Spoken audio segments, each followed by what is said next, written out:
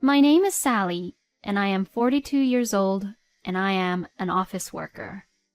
I am also a childhood friend of my husband, and our parents live close by. I have taken over the family business, and although we are divorced, Steve and I are still living in the same city. When I got divorced from Steve, I thought about moving away from this city because I didn't want to see his face anymore. However, because I love the schooling system of our district, I bought a used apartment in the same city and lived there. The reason why Steve and I got divorced was due to Steve's infidelity. He was cheating on me. From the very beginning of our marriage, we both worked. We also cooperated in housework, to be fair. Our daughter, Angelica, had been in daycare since she was 3 months old. Steve had taken over his family ironworking business, and since the company was in a very difficult situation, he wasn't getting any decent salary. Steve and I went to negotiate with Charles and Robin, my parents-in-law, several times, but they just said, "We can't give you any more because the company is not doing well." However, our family still had to make a living, so we thought about Steve changing his jobs. However, Steve would not actually take action of changing his job by saying, "If my parents ask me to do something, I can't say no." Then, 6 months before our divorce, things happened. When my daughter was in junior high school, I was put in charge of a new project at work. I had several opportunities to work on projects before, but I kept turning them down because Angelica was still young, and I thought the mother should be around when the child is young. However, my daughter is in middle school. With my daughter's and my husband's consent, I was able to take on the project. This inevitably meant that I would not be able to do family chores as much as I had in the past. There were days at work when I had to stay late and wasn't able to come back until the next day. In the midst of all this, my daughter helped me with household chores and did the cookings. Steve was cooperative in the beginning, but he took advantage of my lack of attention and stopped doing more and more of the household chores, let alone taking out the garbage, which was his responsibility to do so. I was unaware of this and just worked very hard at work every day. Then one day, a month before our divorce, my daughter asked me to make time to talk to her. I immediately left work on the dot to make time for Angelica. Then, my husband was not there, even though it was time for him to come home. I asked my daughter, "Is your father late today?" She replied, "Always. He always comes home just right before you get home." I was stunned. My husband told me that he eats dinner with our daughter every day. Since I always came home after 10 p.m., I relied on Steve to take care of Angelica. Then, my daughter started talking as if she had been keeping it all in for a very long time. She informed me that my husband comes back home after 9 p.m. very drunk every night. Dinner had always been prepared by Angelica and not Steve. Steve just always had his phone with him and was constantly texting and calling. I was very surprised at everything Angelica told me because I had no idea of this. I could not forgive myself for making my daughter feel this insecure at such an impressionable time in her junior high school years. I apologized to Angelica for not being able to notice this situation from before. I also told Angelica that I wanted her to leave this situation to me to handle from now on. Now, how should I talk to my husband about this? I should gather more evidence. As if I am trying to solve a problem at work, one task after another came to my mind to deal with this situation. Angelica said, "Mom, you should just get a divorce from him soon. I don't want a father like him. He wasn't a father to me." As she said this, Angelica was so determined to cooperate and gather evidences. My husband, who made my daughter feel like this, is my enemy at this point. I immediately planted a tablet in his car with the GPS turned on. We will continue living as how we just normally did until we have the perfect evidences for divorce. A few days later, my husband left for work saying that he had to work over the weekends. The GPS worked, and it did a very good job. Steve's car went in the opposite direction from his office and stopped in front of a very busy and popular cafe. I immediately went to the cafe and succeeded in obtaining photographic evidence.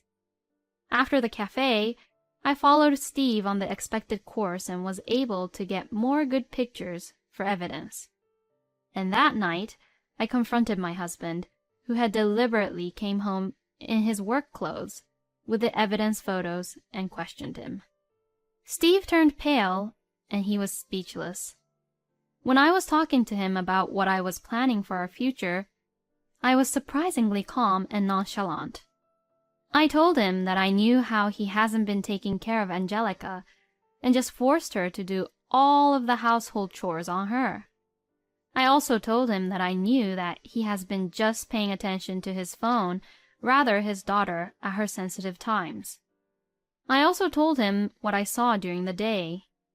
My husband apologized in tears, but I did not have the capacity to forgive him. Then I signed the divorce papers I had prepared and decided for both of us to go back to both of our parents' house to tell them of the news. When I told Angelica beforehand about actually divorcing her father, she agreed to it as long as I promised her that I would get the custody of her. From there, the things proceeded at a steady pace. My in-laws wanted us to work it out and to avoid the divorce somehow. But once they realized that Steve's infidelity was the cause, Charles and Robin stopped saying anything. When Charles and Robin were convinced, the situation proceeded at a faster pace. My parents said, "You are always welcomed at our place." But Angelica said, "I want to live with you, just the two of us. I will help you with the household chores." So, Angelica and I started looking for a place to live with just the two of us. We were excited to look for a place that was close to Angelica's junior high school and wanted to find a fully furnished and stylish place. Then, we found a very stylishly renovated used apartment. We both loved and agreed on that place. We decided to take the plunge and buy this place. Thankfully, I had a job, so we bought it with a mortgage, which was about the same price as the rent. Steve went back to Charles and Robin's place. From then, I really enjoyed living with my daughter and was happy to see that my daughter, who was so small and young, had grown up into a person who I could talk to about anything like a friend. A few months later, one day, while I was leading such a busy but happy life, I received a phone call from my parents' house. "Hey, Sally, Steve and Robin just abruptly came to our house. They are saying that they were trying to contact you but couldn't reach you. What should I do? Should I just make them leave?" I was shocked, but decided to head to my parents' house. I had indeed blocked all means of communication from my ex-husband, and I thought it was my fault that he couldn't get in touch with me. I rushed to my parents' house as soon as I got the call because it was only a 5-minute drive. When I arrived at my parents' house, my mother approached me with a wry smile. My mother said, "Hey, Steve came with Robin. What do they want from you now? They seem to have something on their mind." I was so surprised because neither your father nor I had any idea what was going on. I said, "I'm really sorry. I'll get them to leave right away." And as I said this, I went into the house. I entered the house and found the two of them sitting in the guest room behaving nicely. My father saw that I had arrived and spoke to them. "What can we do for you today? Even though I don't think there's anything we can do for you now." Then my ex-husband opened his mouth. Steve says, "I loaned your daughter Sally $20,000, so I want you to pay it back." I didn't know what he was talking about, and so I said, "$20,000? I don't remember borrowing anything from you." My ex-husband replied with a disgusted look on his face. "What are you talking about? I lent you $20,000 for the wedding. You're a swindler for trying to overdraw that debt." As Steve said this, Robin, my mother-in-law, started to get on board. The wedding ceremony was for the bride, so that's a debt. No doubt in that. I was stunned and speechless. Then my ex-husband went even more out of line. "If you can't pay back the $20,000 immediately, then you have to remarry me. If you remarry me, you won't owe me anything." As Steve said this, he put the marriage certificate in front of me. Then my father, who is a very patient man, turned red. "I have been listening to this conversation quietly, but what you're saying is insane. Wedding fee is considered as a debt? That's the most ridiculous idea I've ever heard. Maybe you're so desperate for money that you think you have used your brain to the fullest to come up with this idea, but if you want to pick a fight with us, I'll be your opponent as much as you want. I'll see you in court." After saying this, my father tore up the marriage certificate which Steve has brought. I was startled, but my father brought me back to my senses. "Wedding fee is debt. Then I'll have to charge you, Steve, for 15 years of our married life, because you couldn't even make enough money to support you or Angelica and I on a salary like a high school student's part-time job. I'm sure $20,000 won't be enough to repay my charges against you, but are you ready for it? And to remarry you? I'm sorry, but I don't even want to see your face again. Remarry the woman who you were having an affair behind my back." Then my ex-husband said with tears in his eyes, "I lost in touch with her right after we got our divorce. We were nothing so serious, so I don't have any problem that I cannot contact her anymore."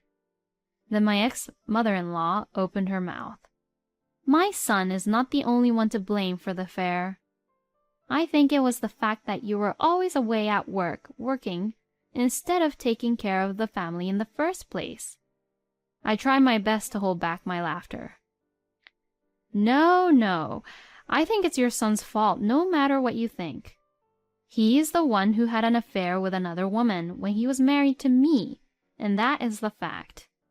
He had a family to take care but didn't, and just fooled around with another woman. Are you out of your mind?" Then my husband looked embarrassed and spoke. "Fine, we don't have to remarry. We want you to lend us some money." I knew it. He was here for the money after all. I knew that I had more money than he did, and I also knew that Steve had a habit of spending more money than he could afford. I sighed. "I'm sorry, but I can't help you with your request. We are not a bank, nor we are your moneylender. If you don't have money, you have no choice but to live frugally. Please leave." As I said this, Robin said, "Just $10,000. No, even $5,000 will do. Please lend us. Our company went out of business, and we can't make ends meet." When I tried to refuse, my father said and asked my mother, "Sandra, please pack something to eat. Pack for 3 people." My mother willingly started to prepare. My father spoke. "That's all we can do.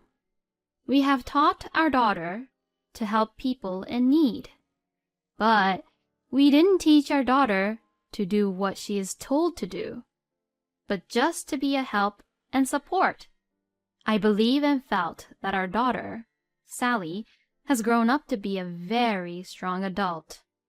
Please take home these home-cooked meals for my wife today that I am so proud of. And don't ever get involved with my family ever again." And with that, he opened the door for them and urged them to leave. Steve and Robin just took the supper from my mother, which she had prepared for them, and left hurriedly. After seeing them off, My parents and I looked at each other. I started to laugh and said, "What was that?" I couldn't believe what had just happened now. I thought I was in some kind of drama on a TV show. My father replied, "It's probably much more spectacular than a bad drama on a TV show. Anyways, that's my girl. You've gotten so strong." My mother said, "You really have grown strong." I was so surprised, and I was very proud of what I saw today. What should I do now that I've packed all the dishes for dinner for them? She said this and laughed. To that, I said, "I'll bring Angelica now, and we can all go out for dinner. I've caused you so much trouble, so let me at least buy you two dinner. I don't want to owe you anything." When I said this, my parents were both very happy with the idea. Of course, we talked about what had happened over dinner. Later, I heard that my ex-husband's ironworks business had gone bankrupt. Steve, who only had a work experience from there, started working somewhere else. But his absenteeism was so noticeable that he soon got fired from the new job. The place where Steve's parents' house used to be had become a vacant lot before I knew it. And as for me, I am as busy as ever. My daughter, Angelica, is growing up obediently and has not yet entered the rebellious phase. I hope that one day Angelica will marry a wonderful man who is nothing like her father.